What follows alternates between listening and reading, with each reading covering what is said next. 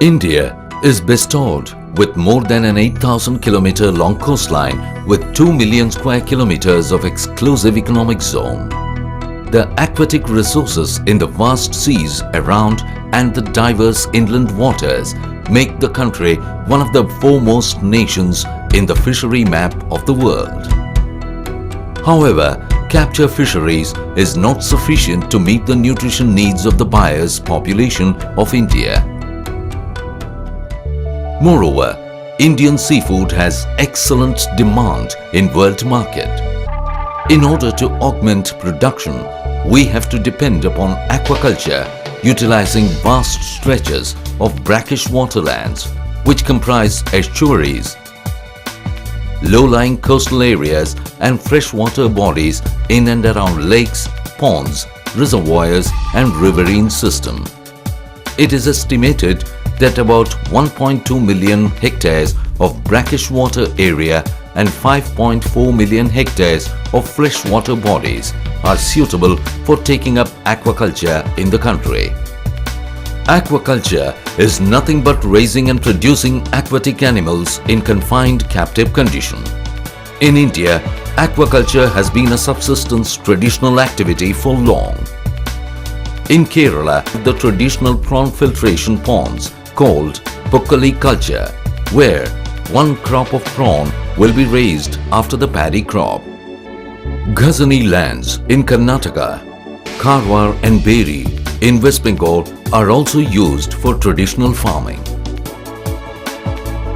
With the relentless effort put up by MPEDA for 3 decades, India has come of age in scientific aquaculture.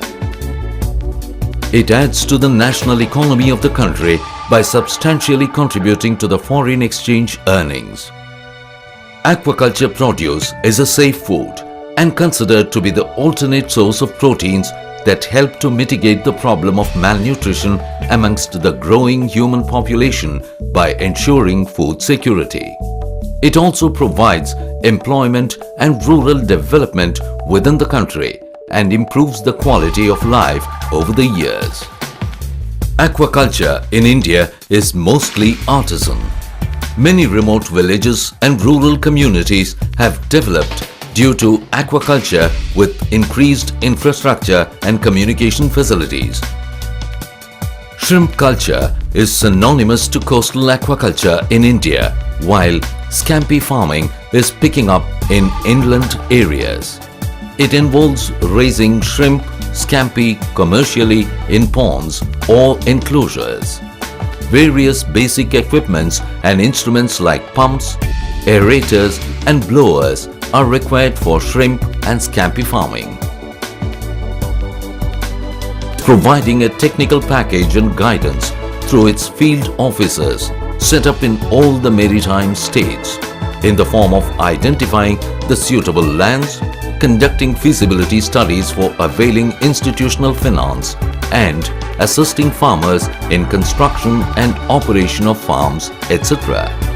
For the export-oriented aquaculture, a suitably designed farm should be constructed for a viable operation, considering soil and water, characteristics and available land use patterns, agroclimatic conditions besides environmental concerns. It is important to control the quality of wastewater and ensure that the discharge of water is reduced by reducing water exchange, adopting recirculation systems and responsible disposal of sludge from the ponds. Effluent treatment units are incorporated in the farms if they are of larger size than 5 hectares. Hence, the smaller farms are joined together to have a common effluent treatment unit. To ensure supply of quality seeds to be stocked in these farms, hatcheries are required. A hatchery is a facility where eggs are hatched under captive condition. MPEDA initiated establishment of commercial shrimp hatcheries. 2 commercial hatcheries have been set up in the country with the overseas technology from USA and France, paving the way to establishment of commercial shrimp and scampi hatcheries in a big way in later years. Now, the country has 361 hatcheries with a production capacity of 18,000 billion PL. Shrimp hatcheries use brood stock collected from the sea. The male and female are maintained in the brood stock tanks. The females release the fertilized eggs. The eggs are hatched into larvae and the larvae passes through various stages such as naupli, protozoa, zoa and mysis before becoming post-larvae. Once the larval cycle is completed, the post-larvae are shifted to separate rearing tanks. It is very important to screen the brood spawners and post-larvae for any kind of disease, infection, drugs, chemicals, etc. during the hatchery rearing itself. Rearing the larvae and post-larvae by providing optimal conditions and required quantity and quality of feeds, etc. will be handled by qualified technical personnel. A certain code of practice is to be followed by the hatchery operators by using good infrastructure facilities for the production and supply of healthy and quality shrimp seeds to the farmers.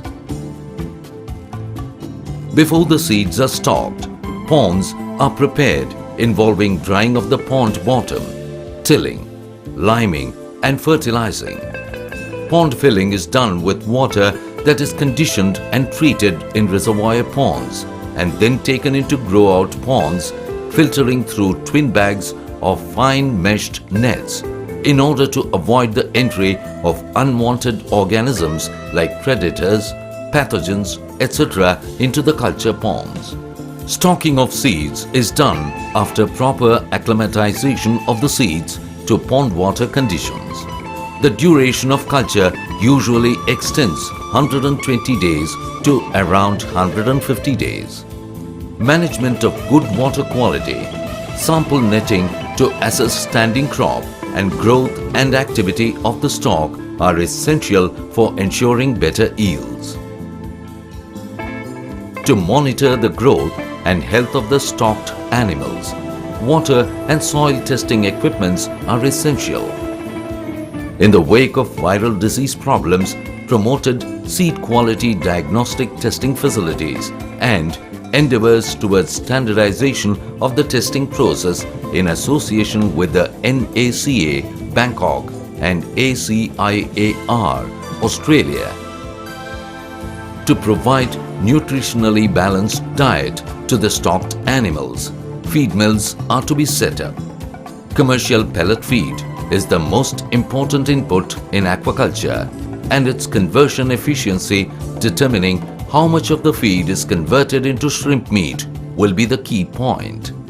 Wastage of feed into the pond has a repercussion on the health of the stock and the environment. Due to the wholesale and retail dealings of shrimp feeds, MPEDA has prescribed standards for each category of input product in order to help them to recognize the good quality products. The farmers are educated on the facilities for testing the products. Harvesting has to be carried out in such a way that the quality of the shrimp is preserved well. Bag net harvesting is preferred to cast net harvesting. It is necessary to time the harvest during the intermoult period in order to reduce the percentage of molted shrimp in the harvest. The harvested shrimp has to be handled hygienically and kept chill in equal quantity of ice. The material thus produced should be supplied to the processing centers and exporters in order to process and package the material for domestic and international markets. As premier exporters of seafoods, attempting to expand markets to other frontiers watching food safety, it is our obligation to address certain quality issues. Development of cold chains to maintain the quality of the aquaculture produce is of utmost importance. In view of this, it encourages entrepreneurs to set up chill rooms in aqua farming areas. Presence of antibiotic and chemical residues in the final product is one of the vital concerns. Set up state-of-the-art sophisticated laboratories for random residue analysis. Surveillance on production, supply and use of aquaculture medicines also has been taken up. In case any antibiotic is used, the farmer is advised to give withdrawal period to allow the residue to disappear from the shrimp meat. Conducting systematic campaigns and village-level demonstrations to make farmers aware of responsible use of chemicals and drugs. Shrimps produced in the low saline areas sometimes develop muddy, moldy or flavor problems.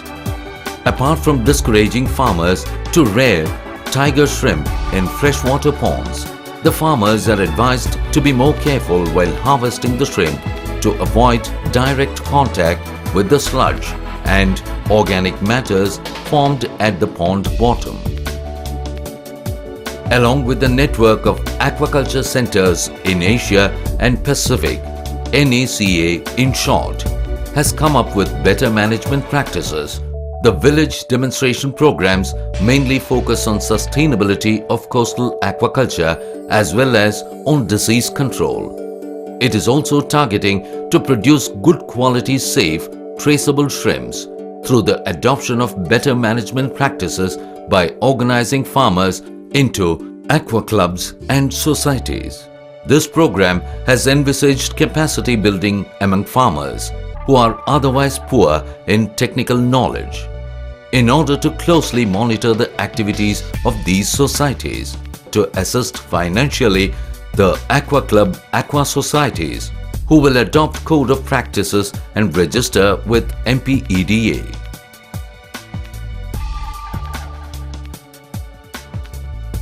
Set up an agency called National Center for Sustainable Aquaculture, the NACSA. The Rajiv Gandhi Center for Aquaculture and R&D Center is in the process of setting up SPF, Specific Pathogen Free, Broodstock and Domestication Center in the Andaman Islands in order to provide quality brooders and spawners to the hatchery sector. Intensified efforts to diversify aquaculture by promoting the exportable varieties of fish and shellfish like sea bass, lobster, crab, artemia, etc. are under trial production for standardizing the commercial level application of the technology.